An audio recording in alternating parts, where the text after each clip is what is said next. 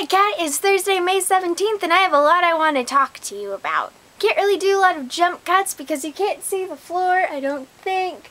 But I still haven't unpacked because my version of unpacking is living out of the bags until the bags are empty, and then the bags can go away.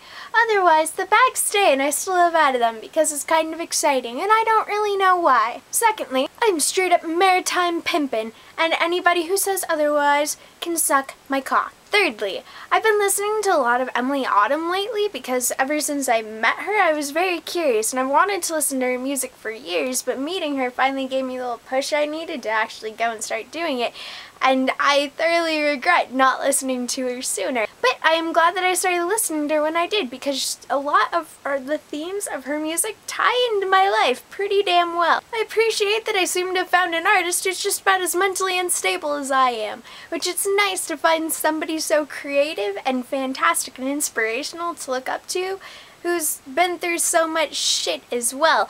But here's where the topic of the vlog comes in. One thing that I love so much about Amanda Palmer and Emily Autumn is that they, and I'm not going to loop them both into the exact same categories, but I'm kind of generalizing here between the two of them. They both are so open and honest and raw about what it's like to be a woman.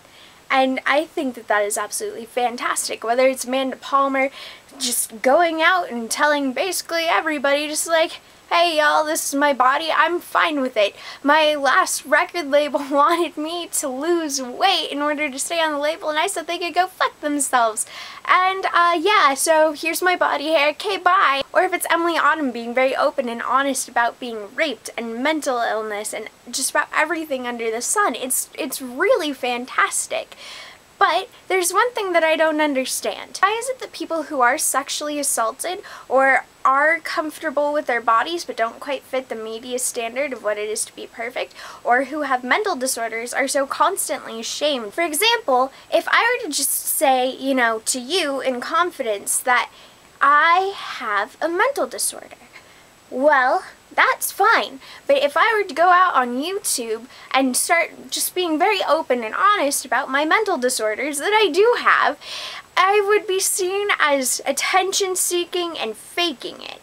More than likely, well, some people would list it as being strong.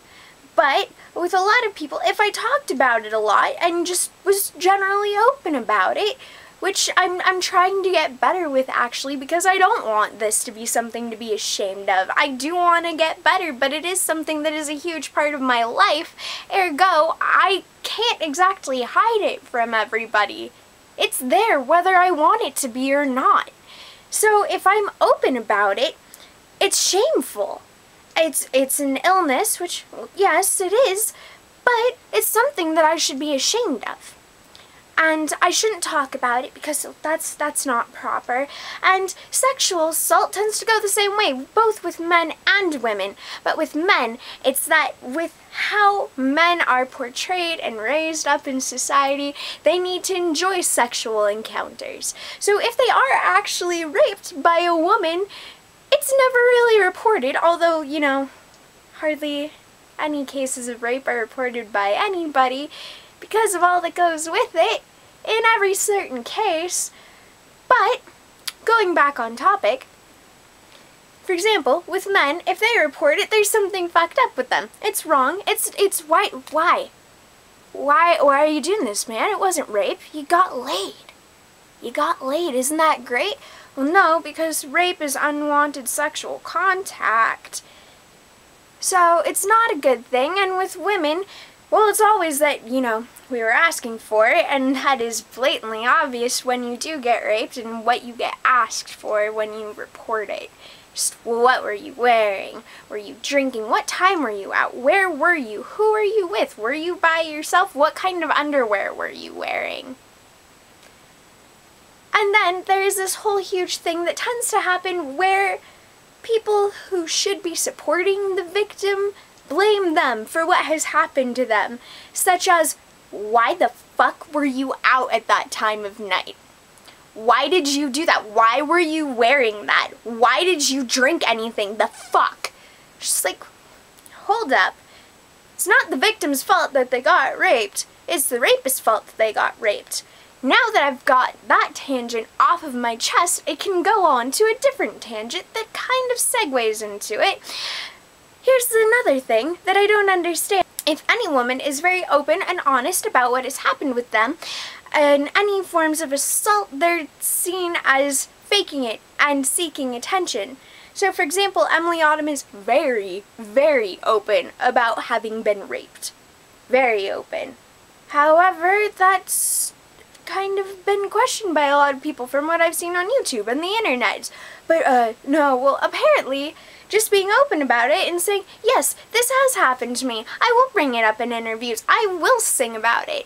This is my form of revenge. Going out on stage every night, yes, you may have killed me, but I'm still alive. Fuck you. I think that's powerful. I think that's fantastic to be open about what has happened in one's life and to go on from it. And, you know, not everybody copes with things the same way. Not everybody experiences things the same way. Ergo, they don't cope with them the same way. Everything that has happened to us shapes us into who we are and what we do in our life. Emily Autumn is very open about it.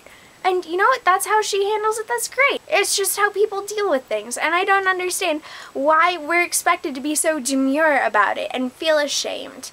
And to just be so quiet and silent, which almost gives what has happened to us more power. And that just doesn't make any sense to me. So that was our rather serious vlog. Still straight up maritime pimpin'. Kat, I love you so much, and I will see you on Monday. Bye!